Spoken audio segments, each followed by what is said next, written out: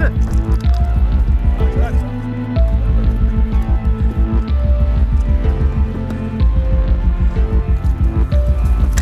Tez ol çıkmak lazım buradan. Tez. At yanı. Tez. Tez ol.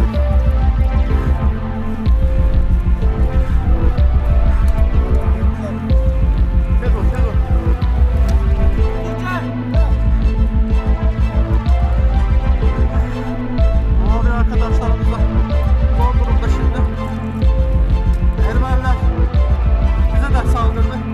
Havan topuyla hemen 200 metre yanımıza havan top düştü.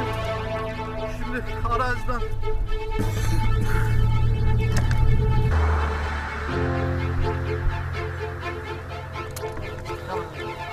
yat yere. Ne buran çıktı karda? Düz kendisini vurdular. Reha. Buna bak. Reha. Buranı vurdular. Kendi vurdular. Buran çıktı. Ne halde vurdular. Bak o